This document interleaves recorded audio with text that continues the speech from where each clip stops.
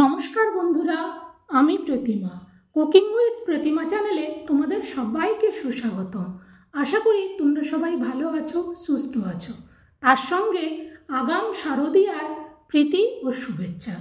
তোমরা সবাই মনের আনন্দে ঠাকুর দেখবে এবং নিরামিষ রেসিপি তৈরি করা কিভাবে করলে অনুষ্ঠান বাড়ির মতো হবে সেটাই তোমাদেরকে দেখাবো। আজকে যেটা দেখাবো, পাঁচমিশালি মিক্সড ভেজিটেবল কিভাবে করলে পুরো বড় বড় ঠাকুরমশাই বা বাবুর্চিরা যেভাবে রান্না করে তার থেকেও সুন্দর হবে বাড়ির রান্না।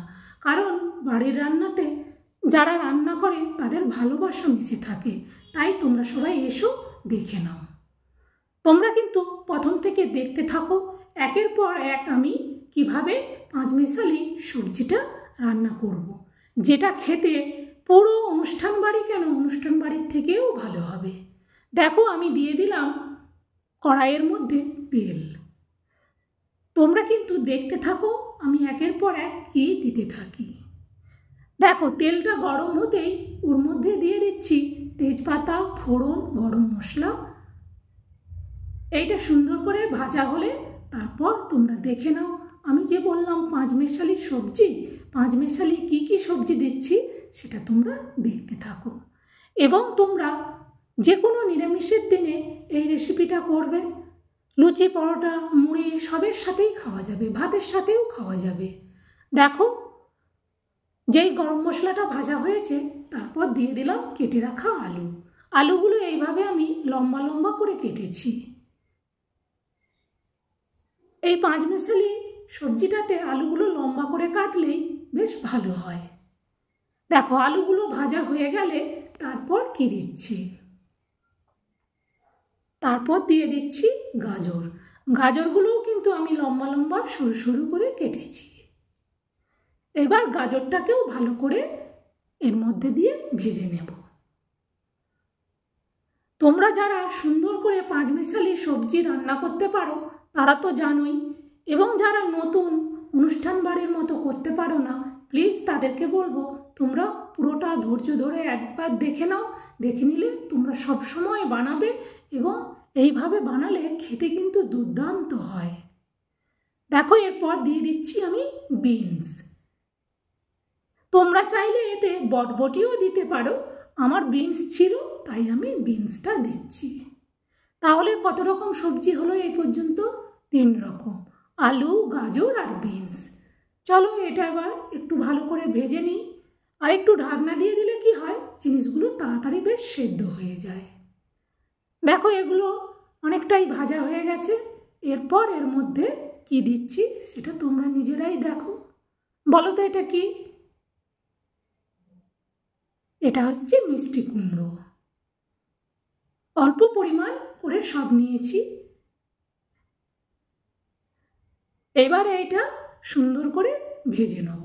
এইভাবে মাঝে মাঝে একটু করে ঢাকনা দিয়ে দেবে, কারণ এরকম তরকারিতে অনেক জল দিয়ে তো সেদ্ধ হবে না। তাই ঢাকনা দিয়ে দিয়ে ভেজে নিলে সবজিগুলো হাফ সেদ্ধ হয়ে যাবে। তারপর অল্প সামান্য একটু জল দিলে হবে। চলো, এবার এটা সুন্দর করে ভাজা হয়ে গেলে এই যে মাঝখানটা দেখছো ফাঁক করছি, এর মধ্যে দিয়ে দেবো আমি আদা। এখন বাজারে তো নতুন আদা বেরিয়ে গেছে। আদাগুলো বেটে রাখার একটু করে কেমন যেন একটা কালো টাইপের হয়ে যায়, একেবারে নরম আদাগুলো। দেখো, আদাটাকে ভালো করে ঢেকে দিয়ে আমি আবার এটাকেও ঢেকে দিলাম, যাতে আদাটা বেশ সুন্দর হয়ে গোটাটার মধ্যে সেন্ট হয়ে যাবে। আর যেহেতু একদম নিচে দিয়েছি তাই আদাটা ভাজাও হয়ে যাবে। তোমরা রেসিপিটা টেনে দিও না, পুরো দেখো, তাহলে দেখবে তোমরাও বানাতে পারবে অনুষ্ঠান বাড়ির থেকেও সুন্দর। তার কারণ, অনুষ্ঠান বাড়ির থেকে সুন্দর বললাম কারণ এই রান্নাতে মিশে থাকে আমাদের ভালোবাসা। কারণ এই রান্নাটা আমাদের বাড়ির আপনজনেরা খাবে, তাই এর মধ্যে যে ভালোবাসা মিশে থাকে সেটা কিন্তু অনুষ্ঠান বাড়ির রান্নার মধ্যে ভালোবাসা থাকে না। দেখো, সবজিগুলো এইভাবে সুন্দর করে ভেজে নেবে। তারপর এর মধ্যে দিয়ে দেবো হলুদ আর লঙ্কার গুঁড়ো। তোমরা কিন্তু পুরোটা দেখতে থেকো। দেখো দিয়ে দিলাম লবণ আর চিনি। চলো এবার কি করছি দেখতে থাকো। আর পুজোর দিনগুলোতে অবশ্যই একবার হলেও বানাবে এরকম পাঁচমিশালি সবজি। দেখো এরপর আমি দিয়ে দিলাম কুচিয়ে রাখা বাঁধাকপি, ঠিক ওই লবণ চিনি হলুদ লঙ্কা গুঁড়োর উপর। সেটা কিন্তু নাড়িনি, এইটা দিয়ে আমি ঢেকে দিলাম। এইবার এটাকে কি করতে হবে, এমনি এই অবস্থায় ঢেকে দিতে হবে। তাতে করে কি হবে জানো তো, এমনিতে লবণ দিয়ে দিলে সবজিগুলো জড়ে যাবে আর হলুদ লবণটা সুন্দর ভাপে হয়ে যাবে। তোমরা দেখো আমি যখন নাড়বো সুন্দর কালার হয়ে যাবে। যে সমস্ত বন্ধুরা লাইক দাওনি প্লিজ তোমরা একটা লাইক দিয়ে দাও। আর তোমরা এইভাবে একটা নিরামিষ সবজি অবশ্যই পুজোর দিন বানাবে। দেখো আমরা বাঙালি মানে আমাদের পুজো আর্চা সবসময় লেগেই থাকে, কিছু না কিছু পুজো লেগেই থাকে। তার মধ্যে দুর্গাপুজো হচ্ছে বড় পুজো। তা সেই দুর্গাপুজোর বড় দিনে বিশেষ করে 4 দিন তো নিরামিষ থাকে। সেই নিরামিষের দিনে এরকম মিক্সড ভেজিটেবল তো বানাতে হয়ই। তাই সেই বানানোটা যদি এরকম সুন্দর হয়, বাড়ির অতিথি কেন বাড়ির আপনজন সবাই খেয়ে খুব তোমার প্রশংসা করবে। দেখো কালার কিন্তু হয়ে যাচ্ছে। চলো এটাকে এভাবে ভালো করে সুন্দর করে মিশিয়ে নিয়ে আমি নাড়তে থাকবো যাতে তলাতে একটুও না লেগে যায়। এইভাবে নাড়তে নাড়তেই কিন্তু রেসিপিটা হবে, খুব বেশি জল এতে লাগে না। আর দেখো এতে কিন্তু এমন কিছু মশলাও আমি দিচ্ছি না, শুধু তোমাদেরকে দেখাবো যে এতে আমি লাস্টে আর একটা মশলা দেব। এইভাবে তোমরা কিন্তু সুন্দর করে নাড়বে।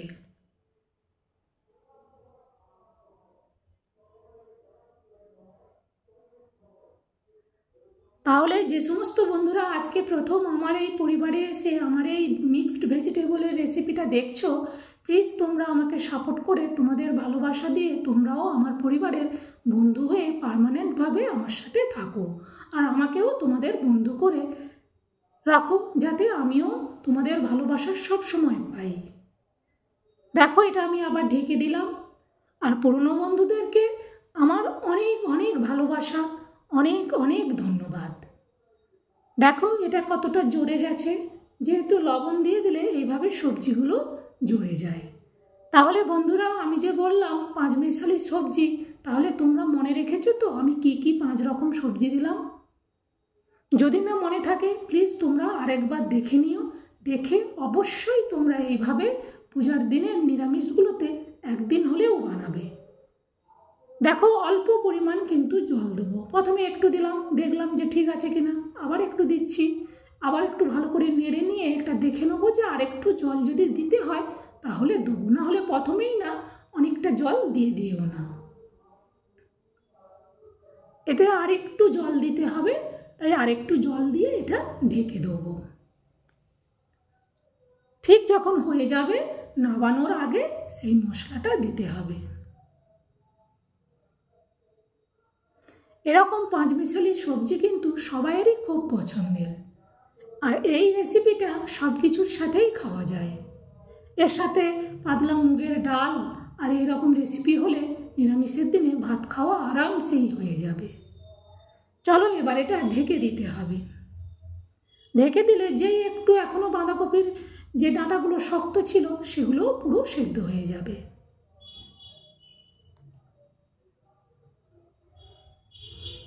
এইভাবে মাঝে মাঝে কিন্তু ঢাকনা খুলে তোমরা নেড়ে দেখে নেবে। যেহেতু অল্প জল দেওয়া আছে তাহলে কি হবে, লেগে যেতে পারে। আর গ্যাসটা তো অবশ্যই কমিয়ে রাখবে। আঁচটা বাড়ানো থাকলে তাহলে তাড়াতাড়ি জলটা মরে যাবে, কিন্তু সেদ্ধ হবে না। দেখো আমার কিন্তু সবজিটা সেদ্ধ প্রায় হয়েই এসেছে। চলো এবার এতে সেই মশলাটা দেওয়ার সময় এসে গেছে। যে সমস্ত বন্ধুরা এখনও লাইক দাওনি প্লিজ লাইক দিয়ে দাও। দেখো এর মধ্যে দিয়ে দিচ্ছি ভেজে রাখা গুঁড়ো মশলা।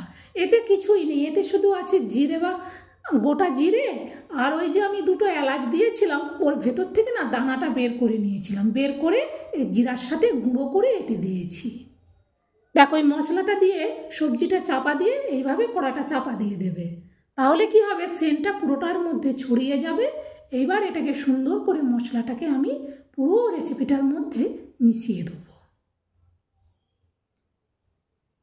এইরকম একটা রেসিপি যদি তোমরা সকালে বানিয়ে রেখে দাও আর ঠাকুর দেখে ফিরে এসে রাত্রে লুচি কিংবা পরোটার সাথে খাও, কিংবা মনে করো লুচি পরোটা বানানো হয়নি, তাহলে মুড়ি দিয়েও খেতে পারবে, খুব সুন্দর লাগবে।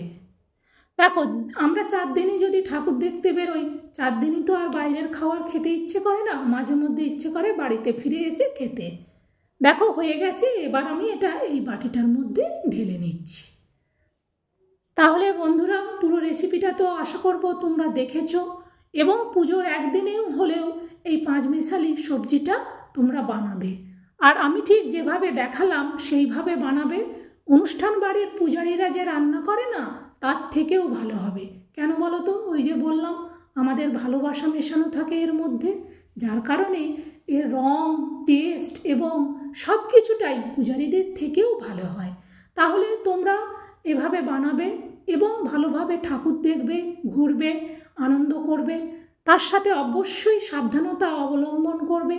আর বাচ্চা থাকলে বাচ্চাদেরকে খুব নজরে রাখবে, ভিড়ের মধ্যে আনন্দের এতে তারা যেন হাতছাড়া না হয়ে যায়। তাহলে টাটা, আবার দেখা।